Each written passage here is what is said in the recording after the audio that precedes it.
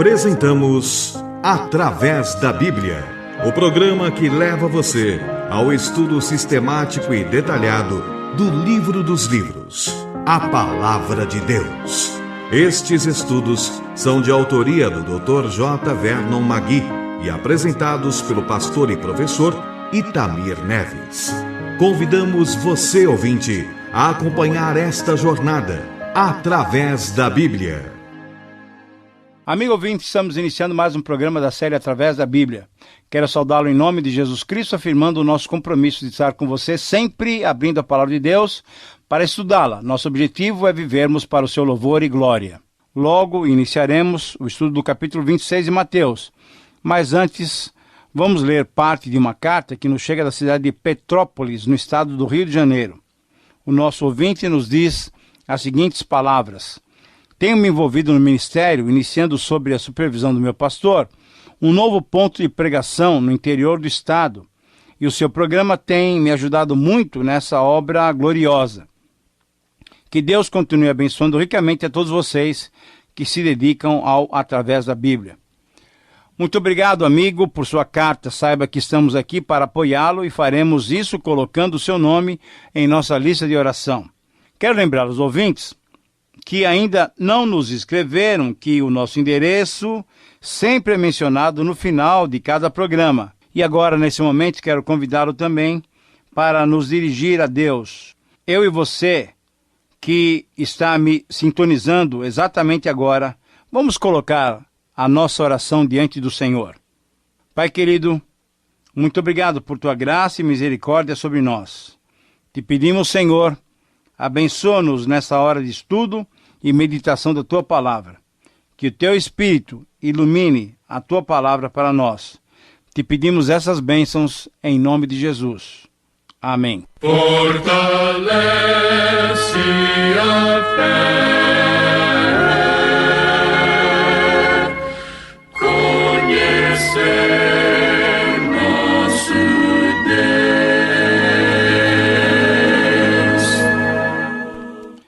Querido amigo, iniciamos mais um estudo baseado em Mateus e diante de nós temos os primeiros 35 versos do capítulo 26. Segundo a nossa cronologia, o início do capítulo ainda ocorre na terça-feira antes da crucificação de Jesus. Quando iniciamos a análise pormenorizada do capítulo 26, reparamos que nos versículos 1 a 5 temos alguns detalhes significativos. Anote-os aí. Primeiro, no versículo 1, em mais um resumo editorial de Mateus, encontramos a declaração: tendo Jesus acabado todos esses ensinamentos, indicando que a atividade de Jesus como mestre estava completamente terminada. A partir desse momento, iniciou-se de modo concreto a sua atividade como Salvador da humanidade. Segundo, no versículo 2, a definição da data é importante. 2 dias depois desses ensinamentos e acontecimentos e 2 dias antes da Páscoa fazem com que alguns entendam que já era quarta-feira, mas conforme a nossa cronologia ainda estamos na terça-feira, porém, veja bem, em horário avançado, isto é, provavelmente após as 18 horas. E assim, oficialmente, já não era mais terça-feira judaica, daí faltarem somente 2 dias para a Páscoa, que era celebrada na sexta-feira. Número 3, também no versículo 2, a menção da Páscoa nos faz relembrar, como certamente Mateus quis que os seus leitores judeus relembrassem, o Antigo Testamento. A Páscoa, cuja palavra significa passar ao lado, ela foi instituída por Deus. Lembrava a saída de Israel do Egito, quando os israelitas foram poupados, quando o Senhor passou ao lado das suas casas pintadas com o sangue do Cordeiro, salvando assim os primogênitos dos israelitas. 4. Finalmente, ainda no versículo 2, Jesus anuncia pela última vez a sua morte na cruz em nosso favor. Ele já tinha anunciado sua morte em pelo menos 4 passagens. Anote aí se você desejar. Em primeiro lugar, ele anunciou em 12, 38 a 42. Depois, ele anunciou a sua morte em 16, 21 a 28. Depois ainda, ele menciona a sua morte em 17, 22 a 23. E em quarto lugar, ele antecipa o seu futuro de morte sacrificial em 20, 18 e 19. E agora, pela quinta vez, em 26, versículo 2. Jesus, então, estava preparando seus discípulos para que os acontecimentos que estavam por vir não os apanhasse de surpresa. Mas, pelo que vemos, depois, pela reação deles, os discípulos nunca deram a devida atenção a esses avisos, até que constataram que eram reais as palavras do Senhor Jesus. E quinto, no versículo 3, notamos que o Sinédrio, uma corte de justiça, deliberou, com o consentimento de Caifás, o sumo sacerdote, numa clara atitude de injustiça, a prisão, a traição e a morte de Jesus, mostrando uma atitude ativa em procurar até um traidor. Número 6, no versículo 4, numa clara inversão de valores, num lugar onde deveria haver justiça, estava sendo planejada a maior injustiça de todos, isto é, a morte do Filho de Deus. E em sétimo lugar, no versículo 5, percebe-se o desejo de evitar com que esse ato crie qualquer agitação do povo. Esse assassinato planejado em secreto deveria ocorrer, segundo seus planos, depois da festa da Páscoa. Ah, meu amigo, mas para demonstrar a superioridade da soberania divina, do Pai e do Filho, sobre toda e qualquer decisão humana, a morte de Jesus, que antes de qualquer plano humano era um plano divino, ela foi estabelecida desde a eternidade, conforme o versículo 2. Assim, o dia, a hora, o local foram conforme os planos eternos. E por isso Jesus, o Cordeiro de Deus, entregou a sua vida por nós na sexta-feira, no meio do dia, no Calvário, fora da cidade, para que o simbolismo dessa morte vicária fosse uma declaração explícita do amor de Deus para com toda a humanidade. Querido amigo, você percebe como o nosso Deus é soberano e os seus planos nunca são frustrados? Você tem entregado a sua vida para que Deus a planeje? Ou você tem feito os seus planos pedindo que Deus os aprove? Essa é uma questão que merece o seu posicionamento. Mas o texto prossegue, e nos versos 6 a 13 encontramos o relato da unção de Jesus em Betânia. Na verdade, esse episódio de especial amor e devoção, que pode ter acontecido alguns dias antes, é muito bem apresentado aqui, como um contraste com o ato vil e pecaminoso de Judas Iscariotes, que nós veremos logo a seguir. Sobre esta unção, vale a pena destacarmos também alguns pontos. Nós queremos destacar 7 pontos.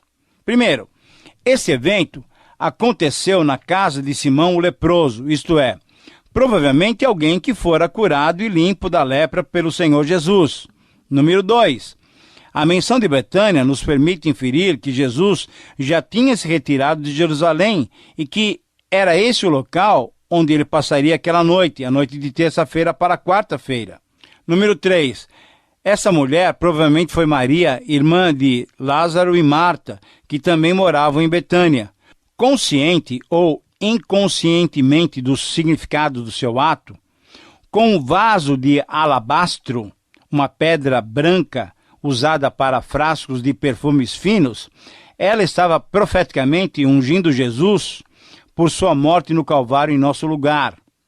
Quarto ponto, Mateus, ao registrar no Evangelho do Rei que essa unção foi o derramar do perfume, do bálsamo, sobre a cabeça de Jesus, certamente relembrava aos leitores judeus o mesmo ato que Samuel fez ao ungir o rei Davi, rei de Israel, conforme 1 Samuel 16:13.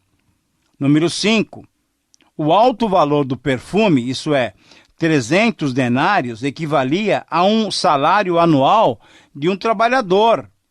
E isso proporcionou a Judas, conforme vemos em João 12, 4-6, e aos demais discípulos, conforme vemos no versículo 8, eles se indignaram e comentaram sobre o desperdício daquele gesto, dizendo que se poderia reverter todo aquele gasto ajudando aos pobres.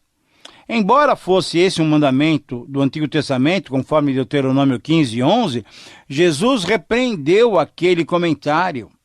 Número 6, embora os discípulos não levassem em conta as predições de Jesus sobre a sua morte, aparentemente Maria, essa mulher, não se esqueceu delas, e assim, o fato de Jesus ter aceito a atitude de Maria demonstrou que Jesus também indicava mais uma vez, definitivamente, que a sua morte iria acontecer, e ele seria também sepultado. Número 7, o fato de Jesus ter aceito aquela demonstração pública de reverência indicou também que, como Messias, o Rei, ele era merecedor daquele ato de amor e adoração. Querido amigo, vale apenas uma pergunta agora. Diante de Jesus, qual tem sido a sua atitude?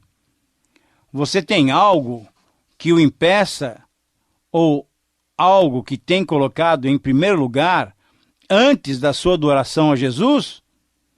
Cuidar dos pobres é um mandamento divino, mas não tem prioridade maior do que amar a Deus, do que adorar a Deus, do que servir a Jesus. Ele é o único enviado pelo autor dos mandamentos. Essas palavras de Jesus, então, não mostram qualquer insensibilidade para com os pobres, mas, na verdade, apontam para uma outra verdade. Sempre teremos pobres para fazer-lhes o bem, mas Jesus merece a nossa primazia. Agora, se você quiser, querido amigo, anote em sua Bíblia, conforme a nossa cronologia, estamos chegando na quarta-feira. Quarta-feira, nesse dia, Jesus permaneceu em Betânia, provavelmente descansando e preparando-se para os eventos finais da sua vida. Nesse dia, então, nos versículos 14 a 16, encontramos a narrativa de um dos eventos mais tristes do Evangelho, o pacto da traição de Jesus, feito por Judas Iscariotes. Aquele plano elaborado pelos principais dos judeus de prender, trair e matar a Jesus depois da festa, foi desfeito. Diante da inesperada oportunidade que Judas lhes ofereceu de trair o seu mestre, aquele plano foi derrubado. O preço pago pela traição, isto é, 30 moedas não identificadas, é um preço muito mesquinho.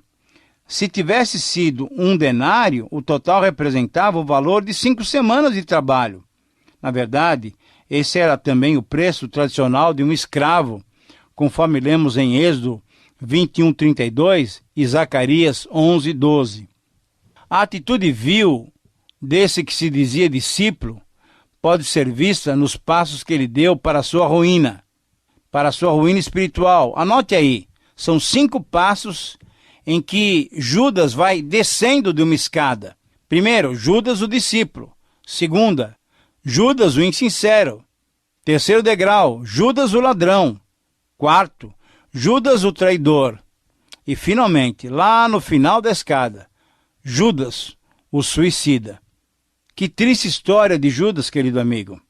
Conforme Lucas, esse passo que Judas deu foi dado sob a influência de Satanás, conforme lemos em Lucas 22:3. Satanás entrou em Judas e esse foi entender-se com os principais dos sacerdotes. Querido amigo, esse é o retrato de uma vida que deu brecha para Satanás. Minha oração é que você nunca permita espaço em sua vida para as desastrosas sugestões de Satanás. Uma vida cheia, uma vida plena do Espírito Santo, uma vida dirigida pelo Espírito Santo, é a solução para que esses ataques contínuos do diabo sejam encarados e sejam rejeitados por todos nós. Devemos nos lembrar sempre de Tiago capítulo 4, versículo 7. Sujeitai-vos, portanto, a Deus, mas resisti ao diabo, e ele fugirá de vós. Querido amigo, Uma pergunta: como Jesus permanecer em Betânia na quarta-feira, depois do relato desse ato tão cruel, como é que você se encontra? Qual é o teu sentimento diante dessa traição? Espero que você também sinta, talvez aquilo que eu esteja sentindo, uma forte tristeza, uma grande compaixão do Senhor Jesus Cristo. Com certeza, Jesus também sentiu assim. Alguém que conviveu com ele durante 3 anos o estava traindo agora, por apenas 30 moedas. Querido amigo, na quarta-feira, depois do relato desse ato tão cruel de traição, encontramos agora os versículos 17 a 19, a narrativa da preparação da Páscoa, que aconteceu agora já na quinta-feira, exatamente um dia antes da crucificação. Esse, na verdade, será um longo dia na vida do Senhor Jesus Cristo. Na verdade, os acontecimentos vão se desenrolando desde a manhã até, na verdade, a própria sexta-feira, quando então o Senhor Jesus é crucificado no seu lugar e no meu lugar. Esse pequeno relato nos ajuda a perceber que os acontecimentos que estudaremos a seguir não foram circunstanciais ou sobre os quais Jesus não tinha nenhum controle. Não, com certeza não. Olha só, cada detalhe estava planejado desde a eternidade. Jesus sempre foi proativo em se entregar por nós. Ele não foi vítima das circunstâncias, não. Ele não era um boneco de fantoche levado à cruz pelo mau humor dos líderes judaicos. Não, de jeito nenhum. Jesus foi voluntário e entregou-se para ser crucificado no meu lugar e no seu lugar, por vontade própria. Jesus já tinha mencionado para o dono da casa, em ocasião anterior, a necessidade de usar o cenáculo para a refeição pascual. Então, o fato de nenhum dos evangelhos mencionar o nome do homem parece proposital, pois Jesus queria ter um tempo de intimidade somente com seus discípulos. Assim, os seus discípulos foram para preparar a sua Páscoa. Alguns estudiosos, porém, identificam esse homem ou essa casa como sendo a casa de Maria, mãe de João Marcos, a mesma casa em que a igreja se reunia para a oração, conforme Atos 12:12. Mateus então termina esse relato mencionando que os discípulos fizeram tudo o que Jesus lhes ordenara e assim prepararam a refeição da Páscoa. Mas ainda 2 detalhes devem ser observados. Primeiro, a menção ao primeiro dia da festa dos pães asmos, isto é, pães sem fermento, identifica a festa judaica que durava 7 dias a partir da Páscoa, conforme Êxodo 12:15. Na própria Páscoa, era celebrada uma ceia familiar em que se comia o cordeiro sacrificado para aquela ocasião. E segundo detalhe é que a menção da frase "o meu tempo está próximo" indicava e confirmava mais uma vez que o Senhor Jesus era o Senhor daquelas circunstâncias. Ele sabia que estava caminhando para a morte. O conteúdo do parágrafo seguinte, nos versículos 20 a 25, enfatizam a ação desprezível de Judas. Vamos fazer então algumas observações sobre esses versículos. Nós temos pelo menos 5 observações que eu gostaria que você, se tivesse possibilidade, fosse anotando. Primeiro, a frase "pôs-se ele à mesa com os 12 discípulos" significa literalmente reclinou-se. Em ocasiões como estas, não se usavam cadeiras, mas se usavam divãs, onde as pessoas se reclinavam apoiando-se sobre o braço esquerdo, deixando o braço direito livre para apanharem os alimentos e a bebida. Número 2. Enquanto comiam, Jesus declarou-lhes que seria traído por um deles. Número 3. A surpresa e a agitação foram grandes, e a dúvida recaiu sobre todos, porém, só um sabia que ele era o traidor, que ele é quem trairia Jesus. Número 4. Jesus identificou o traidor citando o Salmo 41:9, demonstrando mais uma vez, veja só, querido amigo, que nada acontecia por acaso, mas eram acontecimentos planejados na sua infinita sabedoria e soberania divina desde a eternidade. Número 5. Embora tivesse sido tudo planejado anteriormente, os participantes de cada um desses passos que levaram Jesus à cruz não seriam desculpados por suas obras. Conforme nós lemos no versículo 24, mas ai daquele por intermédio de quem o Filho do Homem está sendo traído. Judas e outros pecaram por vontade própria. e assim seriam responsabilizados Judas, os principais dos judeus, Anás, Caifás, Herodes, Pilatos, a multidão e, por fim, os romanos. Mas, querido amigo, a esta lista de culpados você pode escrever o seu nome, enquanto eu aqui escrevo o meu nome também. Na verdade, todos nós somos culpados de levar Jesus à cruz. Jesus morreu pelos nossos pecados. Agora, prosseguindo o texto, do versículo 25 a 30, em meio àquele ambiente de comoção, surpresa e traição, Mateus insere a instituição da ceia do Senhor. Jesus estava no controle de toda a situação. Ele sabia exatamente o que fazer a cada hora, a cada minuto, a cada segundo. Na Aliança Antiga, a refeição da Páscoa celebrava a libertação de Israel dos 430 anos de escravidão do Egito. Quando Jesus transformou a Páscoa, instituindo a ceia memorial, ele quis demonstrar qual a verdadeira libertação que Deus sempre quis promover ao ser humano. Desde a queda, Jesus, Deus, o Espírito Santo, sempre quiseram proporcionar ao ser humano uma verdadeira libertação, a libertação espiritual. Em certo sentido, a ceia demonstra uma continuidade entre a antiga e a nova aliança, mas sem dúvida a nova aliança é o estabelecimento da era messiânica, é o estabelecimento da era do Espírito Santo, que vem e permanece definitivamente em todo aquele que crê em Jesus. Então, vamos observar também nessa narrativa alguns pontos muito importantes. Eu quero que você anote pelo menos 5 pontos aqui, ou melhor, 7 pontos. Anote aí na sua Bíblia, no seu caderno, esses 7 pontos com relação à questão da ceia. Primeiro, quando estavam comendo, Jesus tomou um pedaço de pão sem fermento e o partiu pronunciando palavras completamente diferentes para a ocasião. Segundo, a expressão "tomai, comei, isso é meu corpo", certamente causou surpresa, causou um grande impacto nos seus discípulos e foram fundamentais para gerar um novo rito de lembrança para o verdadeiro povo de Deus. Terceiro, a expressão "bebei dele todos", porque isso é meu sangue, o sangue da nova aliança, derramado em favor de muitos para a remissão dos pecados, essa expressão é muito significativa, pois a antiga aliança foi inaugurada com um sacrifício, conforme lemos lá em Êxodo 24 e 28, e a nova aliança, profetizada por Jeremias 31 a 34, também seria inaugurado pelo sacrifício de Cristo, para a qual a ceia do Senhor apontava. Número 4. Na refeição costumeira da Páscoa, o ritual requeria que se bebesse vários cálices.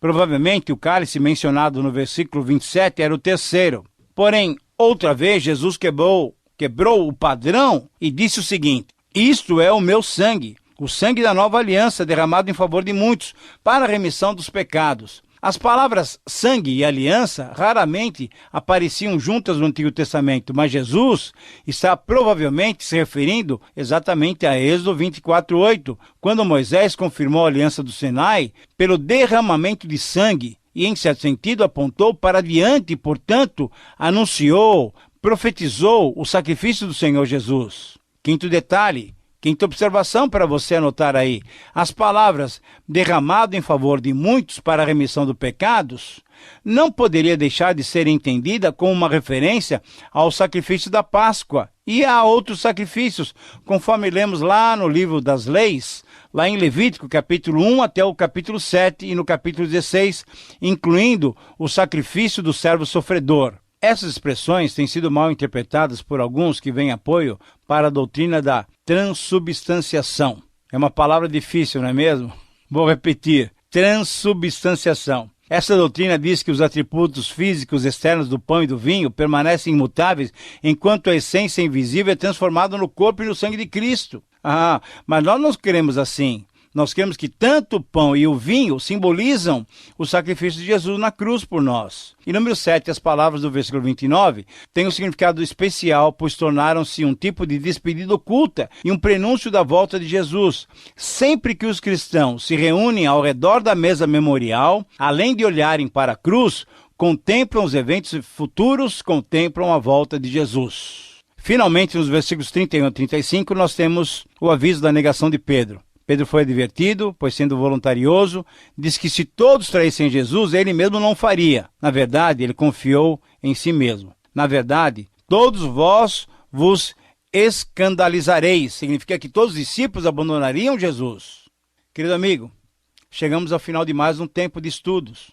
Vimos verdades maravilhosas, vimos o amor de Jesus. Que possamos responder positivamente a esse amor de uma maneira muito adequada. Que Deus te abençoe nesse propósito. Espero a sua companhia no nosso próximo programa.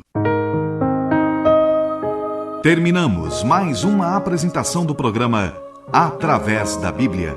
Esperamos que você nos escreva, dando a sua opinião sobre o que ouviu. O nosso endereço é Caixa Postal 18.300, CEP 04626-970, São Paulo, São Paulo. Repetindo, Caixa Postal 18.300, CEP 04626-970, São Paulo, São Paulo. Este programa foi produzido nos estúdios da Transmundial.